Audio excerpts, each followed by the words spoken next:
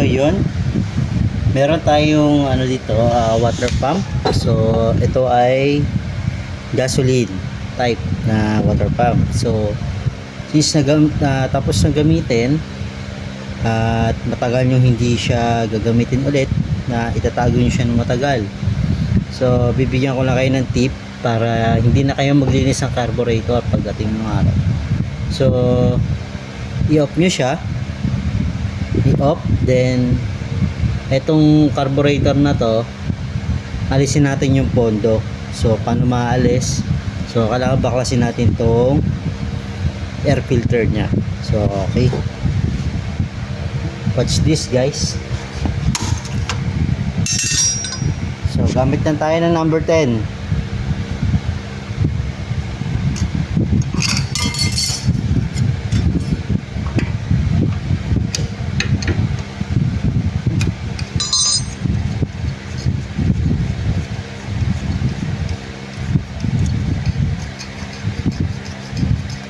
So kaya kailangan natin baklasin kasi hindi natin siya madudukot dito.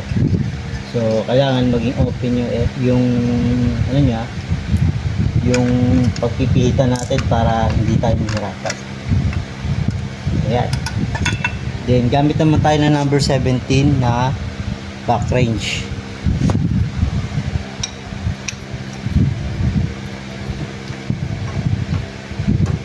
Ayan. So ano guys, logo siya. Pa natin.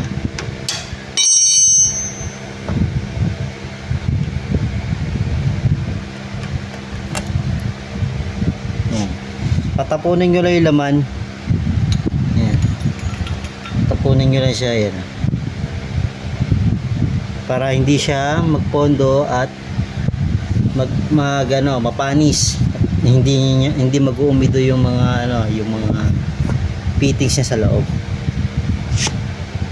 So balikan natin.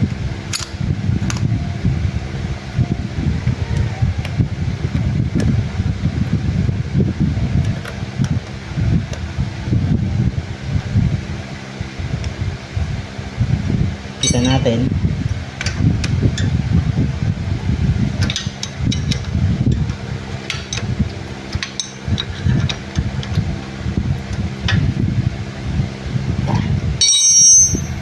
Tapos balikan natin itong yung cover ng air filter.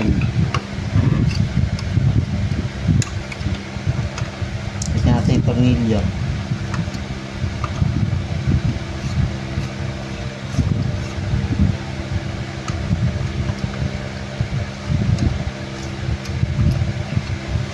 Pitan.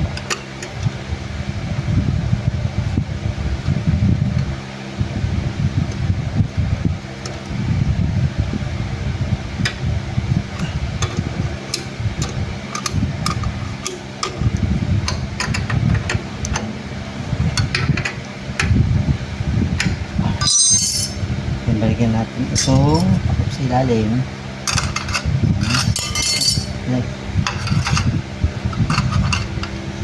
Ito naman. Then itong takip.